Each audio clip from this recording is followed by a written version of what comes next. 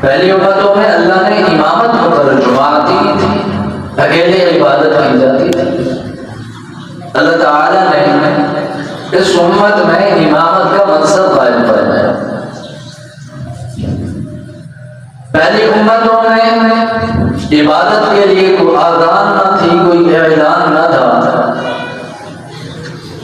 اس امت پہ اللہ رب العزت نے احسان فرمایا کہ اذان جیسی مبارک کلمات، اذان جیسے مبارک اعلان اس امت کو اللہ رب العزت نے تحفۃً عطا فرمایا۔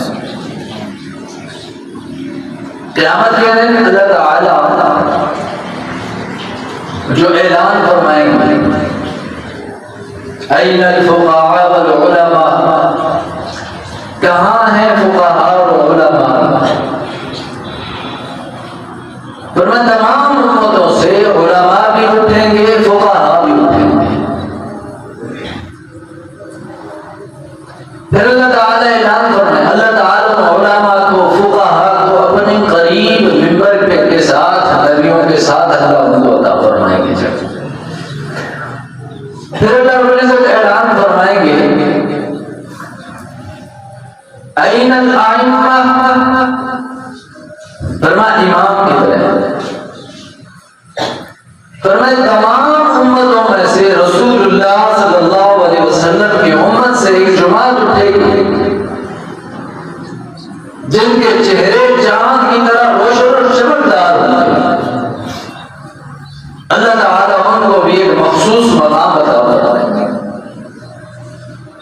پھر اللہ رب العزت اعلان فرمائیں گے اَيْنَ الْمُؤَذِّنُونَ، اَيْنَ الْمُؤَذِّنِينَ، فرمایا اذان دینے والے کون ہیں؟ آپ علیہ الصلوۃ والسلام کی امت سے ایک جماعت اٹھے گی جو قیامت کے دن اذان دینے والے ان کے چہرے سے پہچانا جائے گا، ان کی گردنوں سے ان کو پہچانا جائے گا۔ آپ علیہ الصلوۃ والسلام نے فرمایا ان مؤذنین کی گردنیں قیامت کے دن تمام لوگوں سے بلند ہوگی، تمام لوگوں سے بلند ہوگی۔ اور میرے بزرگوں دوستو، ایک حدیث پاک میں آتا ہے رسول اللہ صلی اللہ علیہ وسلم نے فرمایا میری امت سے دو قسم کے لوگ بلند جگہوں پہ ہوں گے، بلند ٹیلوں پہ ہوں گے، اور وہ ٹیلے مٹی اور پتھر کے نہیں ہوں گے، فرمایا وہ مشک اور ہود کے وہ ٹیلے ہوں گے۔ اللہ تعالیٰ ان دو لوگوں کو، ایک ائمہ الامہ، مؤذنین الامہ، فرمایا ان اماموں کو، ان اذان دینے والوں کو اللہ رب اس ٹیلوں پہ جگہ عطا فرمائے۔